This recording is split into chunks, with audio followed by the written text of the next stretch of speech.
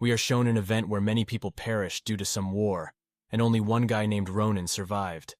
Then suddenly, the giant monster he was standing on praised him for his strength despite being a human. This annoys Ronan, and he questions why it's still alive. This monster is called Giant Ahayut, who appeared in the Empire 20 days ago and wreaked havoc for an unknown reason. There were 2 more giants, but they perished, leaving only him. Ronan then continues and asks Ahayut why he is still alive, as his friends who have died before him are waiting. This confuses Ahayut, so he asks what friend Ronan is talking about, to which he explains that he is talking about the other 2 giants who came with him. One got burned to death by the hot-tempered red dragon, while the other was sealed for eternity by an old man called Lorahan. Ahayut tells him not to conceal the truth with his shallow words, as the children of the stars can share their senses with one another. Through that, he knows that those who challenged the other giants died in the process as well, meaning that strong people like him no longer exist in this world. Ronan informs Ahayut that he is mistaken, as he himself is still alive, to which Ahayut replies that he knows Ronan's time is also reaching its end. If he had realized his skills earlier and put everything into training, he would have become a significant obstacle to their long-cherished wishes.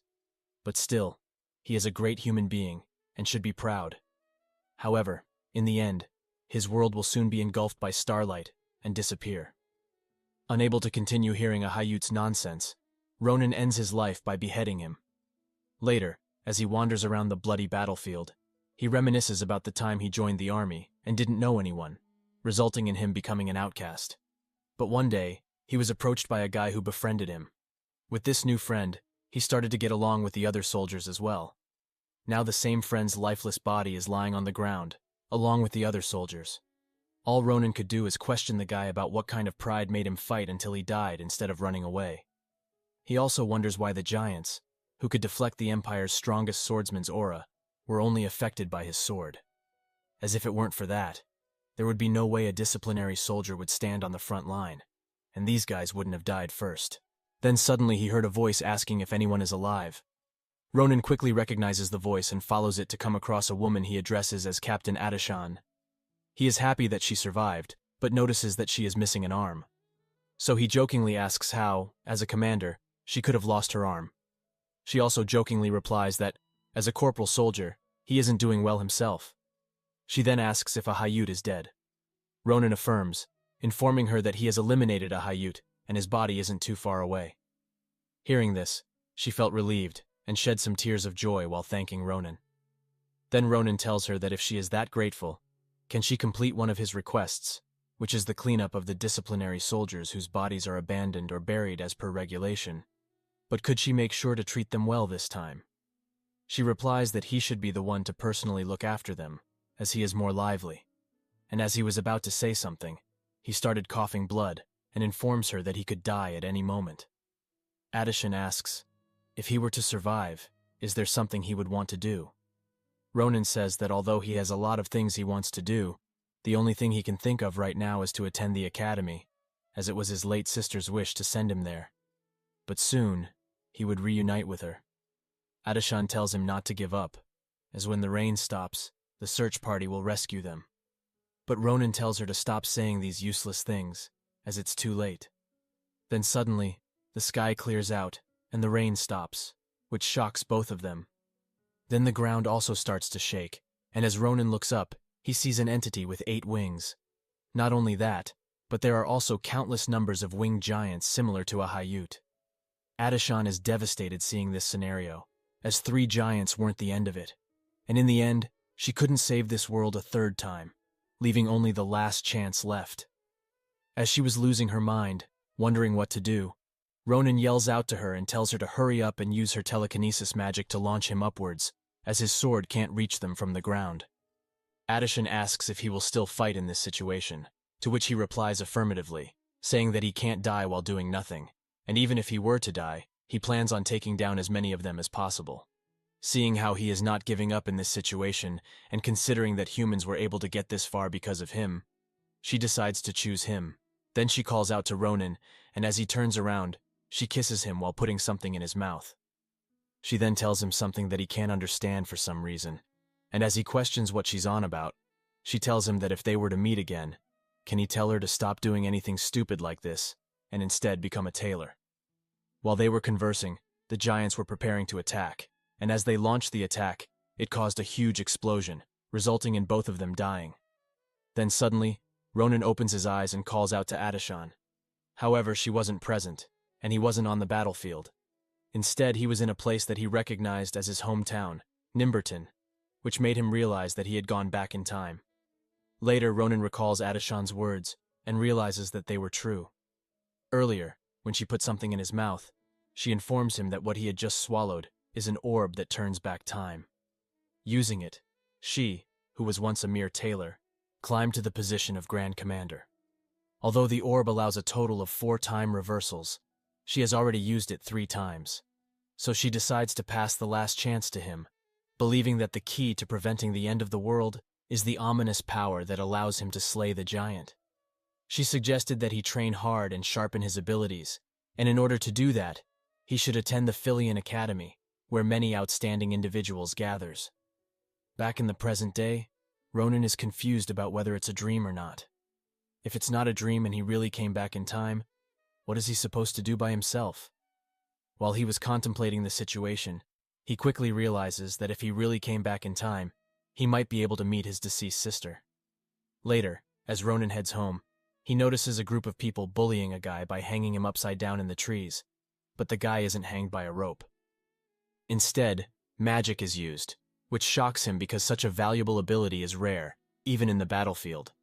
So, how could there be one in this countryside?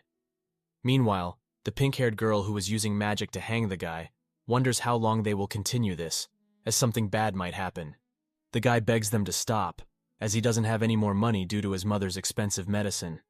However, the bully named Hans doesn't care about the guy's mother's health and starts to violently beat him.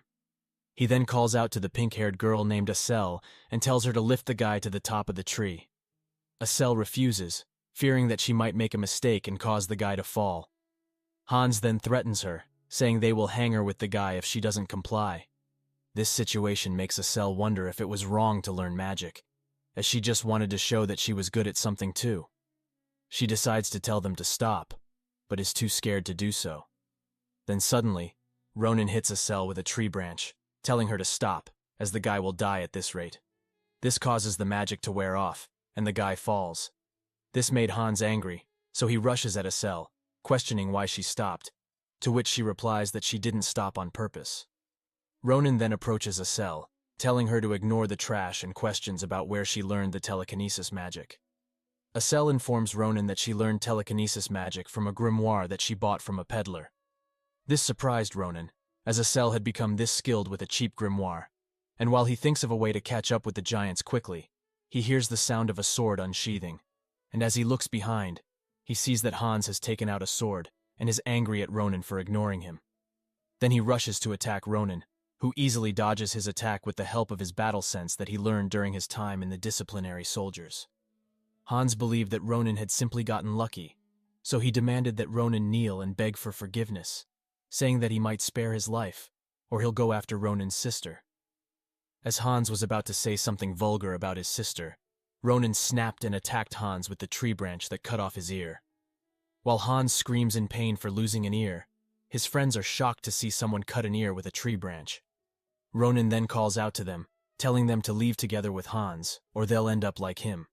And before leaving, they must leave behind the money they had stolen, to which they agreed, and left quietly. Later, Ronan gives the money back to the guy who asked why he gave him all this money, as it's more than what Hans had stolen from him. Ronan replies that the sword is all he needs, and he should not worry about them getting back at him, as after today, they will never do it again. Relieved, the guy thanks Ronan, which he accepts, and as he's about to head home, Asel calls out to them. She apologizes for her actions, saying that despite being threatened, she should have never done something like this, but she was too scared to refuse them. The guy replies that Asel was also crying when Hans dragged her here, which made him realize they were in the same situation, so it wasn't her fault, but he still appreciates her apology. Later, the guy leaves, leaving Ronan and Asel alone. Realizing that she could be helpful, Ronan tells her that he has some business with her, so they will meet again in 4 days. Asel questions what he means, and Ronan unsheathes the sword. saying that if she doesn't show up, she'll face consequences. This scares Asel, and she agrees to meet him 4 days later. Later, he arrives in front of his house with the flowers that his sister likes, but he doesn't have the courage to go inside. Suddenly, hearing his footsteps, his sister opens the door and calls out to him. During his time as a disciplinary soldier, Ronan had thought thousands of times about what he would say if he were to meet his sister again. Should he have said sorry for leaving without a word, or that he missed her? He had thought about it often, but these were things only past Ronan could say. All he can say now is that he has returned. Later, his sister Iril is happy that she gets to see the day when she'd receive flowers from her usually cold brother.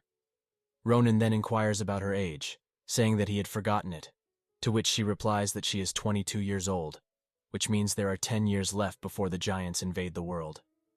Suddenly, his sister places her hand on his forehead to check if he has a fever, as he is acting unusually.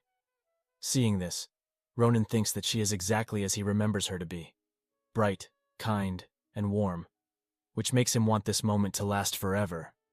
However, in about 10 years, he needs to protect this world and save his sister, so he has to leave. He then informs her that he will be attending the academy, which makes her really happy, as she had told him many times to attend, but he wouldn't listen. She then goes to her room and returns with a pot full of gold coins that she has been saving in secret to surprise him. Although he is happy that she did so much for him, he informs her that this won't be enough. She insists that although she doesn't know which academy he is planning to attend, it's more than enough. Ronan then informs her that he is planning to attend the Imperial Filian Academy, which shocks her immensely, as it's the Empire's best leading educational institution, with the continent's most outstanding people as professors, combined with the imperial family's substantial funding. This is a place that gives the finest education in the world, prestigious enough to be called a factory of heroes. In his past life, the academy produced great talents such as Grand Commander Adashan, Swordmaster Shulafen, and the worst criminal, the Winter Witch. They were quite useful in the war against the giants as well, to the point that he understands why Grand Commander Adashan suggested that he attend the academy. Although he knows that it has high standards, he never expected to see his sister's nervous reaction as she tries to cheer him up. Later, he arrives at the meeting area and notices that Asel is already present, which surprises him, as he didn't expect her to actually show up. Asel replies that it was him who said that he wouldn't leave her alone if she didn't show up. He then tells her to forget about the past, as they'll be very busy tonight, and there's something he wants to try out. Asel asks what it is, to which Ronan replies that she just have to use her telekinesis magic on him and lift him as high as she can. This shocks Asel, who asks why he would do such a dangerous thing. Ronan replies that it's not that dangerous, and he won't die from it, so she doesn't have to be scared. Although Asel is reluctant, she agrees to Ronan's request and starts using her telekinesis ability named Invisible Hand, which surrounds a blue aura around Ronan, lifting him really high up, which is better than he had expected, and even though it's still lacking in height and stability. This feeling is similar to back when he fought a Hayyut. During that fight, what allowed him to fight on equal footing with a Hayyut was telekinesis, a rare ability among mages, who are rare themselves. This means that Asel will become the most important asset for the battle against a Hayyut, which makes him happy, as it's a good start after regression. Asel then informs Ronan that it's getting difficult for her, so he has to come down, but Ronan tells her to hold it a little longer, as he wants to try something out. He then unsheathes his sword and slashes it through Asel's mana, resulting in cutting through it and wearing off the telekinesis magic. This surprises Asel, who questions how he did that. Ronan replies that it's an acrobatic movement that he can naturally perform. As Asel tries to inquire further, Ronan gave her a little smack on the head, saying that he doesn't know himself how he can do that, as finding out what this ability is also a part of his mission, as it was able to cut down the giants. He then informs Asel that she has passed the test and throws his bag at her, telling her to follow him before the moon disappears, as there's something they need to do. Later, Asel asks if they are really planning on going to the Filian Academy, where the Empire's elite students attend. Ronan replies affirmatively and asks if she doesn't want to go.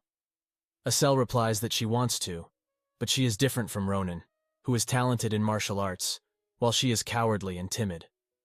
Ronan asks if she wants to continue living like that, as she is wasting her innate talent by humoring punks. And what she said about being cowardly and timid is also true, but she is also a crybaby who cries at anything, and a loser who is scared of everything. But that's fine because she can change from now on. However, the time that passes now can't be changed, and one day she'll come to regret it, just like how he did in his past life. This touches Asel's heart, as she thinks that Ronan is worried about someone like her this much. Before she can reply, Ronan says that he won't force her since it's her life, so she can go back if she wants. Hurriedly, Asel replies that she is willing to change and attend the Filion Academy with him, so he can teach her what she needs to do. Ronan praises her, as it's the first time she is acting brave, so he tells her to follow him, which she happily complies with. This outcome makes Ronan happy, as it's exactly as he had planned. Later, they arrive in the Lunar Goblin's territory, a type of goblin that commonly appears in this area, and people differentiate them by their yellow skin and disfigured bodies. But the true unique trait of lunar goblins is their greed for gold and other treasures. So they like to ambush merchants to steal treasure and gather all their stolen goods in one area to hold a festival. That festival is held on the night of the full moon, which is today. Asel quickly realizes Ronan's intention and asks if what she suspects is true, to which he replies affirmatively, saying that they are going to steal all the treasure today. Asel then says that she had never heard of such things. So how does Ronan know that? To which he dodges her questions, not wanting to answer that he learned it in his past life while wandering. He then places his arm around Asel's shoulder and instructs her to just use her telekinesis ability to move all the treasure while the goblins are sleeping. Asel says that it won't be easy, and what if she were to make a mistake? To which Ronan replies that it would be very bad if they were to get caught. This scares Asel, and she suggests that they think it over, but he refuses and informs her that in order to attend the Filion Academy, they need two things. First is money to afford their insane tuition fee, and the second one is real experience. Although money is a problem, experience is more important, as Filion is full of aristocrats who received elite training from birth. In order to win against them, there's only one option, which is to gain real experience by risking their lives, and these goblins are perfect opponents as they'll gain both money and experience. He then asks Asel if she had any better ideas, to which she replies that she doesn't, meaning that this is their only option. So Ronan tells her to get started right away. Later, Asel almost collected all of the treasure using her telekinesis magic, and as the last bag is filled, Ronan praises her, saying he knew that Asel could pull it off. Although he says that, he wasn't too confident himself as he didn't expect her to get used to this so quickly, which means she is better than he had thought, and he had found a really good minion. He then tells her to prepare to leave, as it's better to leave before anything goes wrong. Meanwhile, two guys were chasing after a bird near where Ronan and Asel were hiding. While Ronan wonders what kind of psychos are causing all that ruckus in the middle of the night, one of the goblins wakes up to the commotion and notices that their treasure box is empty. So, it wakes up the other goblins, and as they discuss who could have stolen their treasure, they notice Ronan and Asel. So they rush to attack them, which made Asel terrified while Ronan prepares to fight.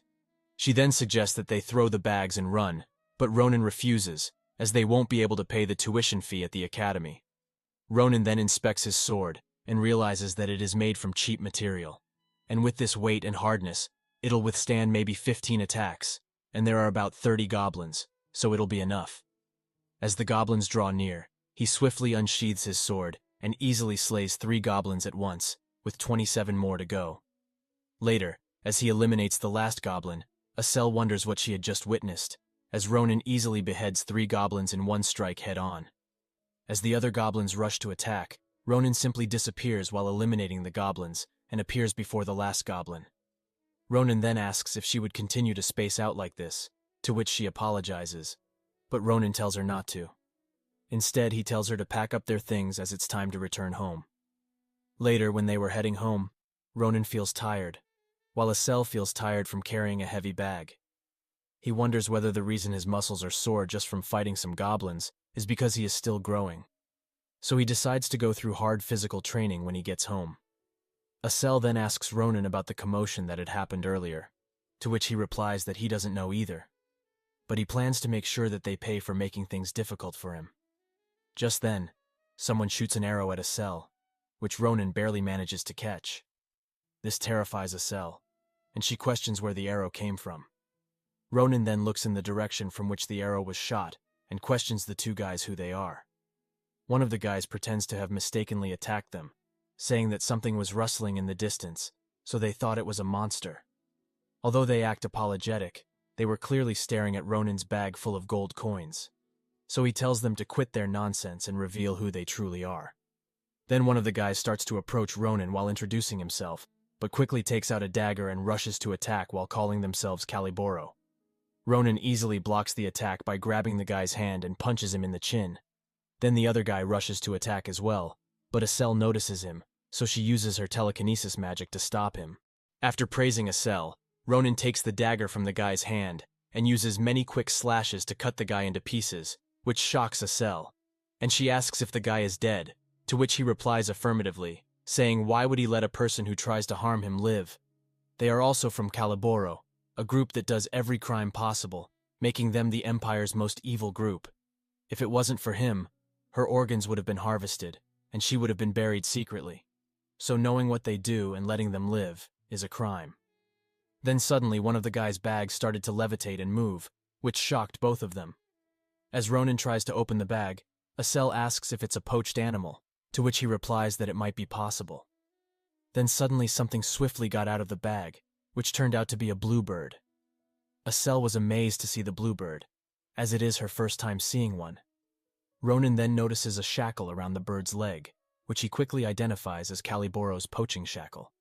It disturbs the prisoner's mana and restricts their movement, and they only use it in rare cases or when they're catching fantastical creatures, meaning that this bluebird might be one of them. Then suddenly the bird starts to speak, which scares Acel. Ronan then informs her that it's communication magic. He speculates that the bag has a function that blocks mana, as the bird was able to talk the moment it got out of it. He then questions if the person who is talking is the bird's owner, to which a person far away in a library of sorts answers affirmatively. He introduces himself as Varen, who is currently researching fantastical beasts at the Research Institute, and he is also the bluebird named Marpus's owner. Earlier, no matter how many times he tried to communicate, it didn't work. So he was about to make a report, but is relieved that it's safe. He then inquires about their identity, to which Ronan replies that they were just passers-by who got into a fight with poachers who kidnapped the bird. Ronan decided to stop the explanation there, as the memory after that is filled with too much bloodshed to explain. So he ends by saying that he saved the bird.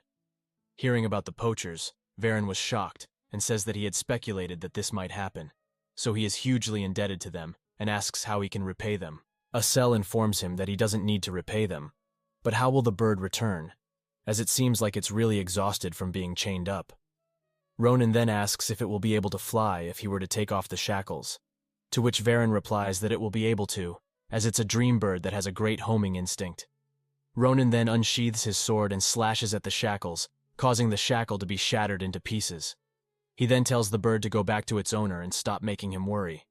This touches the bird's heart, so it turns around, which annoys Ronan as why the bird is shoving its rear end in his face. Then Varen informs him that it's telling him to pluck a feather out before it flies away, as it seems like the bird wants to meet him again. And it has a trait where the feather will direct the main body to it like a compass, so when Ronan comes to the institution later, he can visit him. As Ronan plucks a feather, the bird swiftly flies away, which surprises even Ronan. Then Acel asks what's in his hand, to which he replies that he also doesn't know, but it stinks.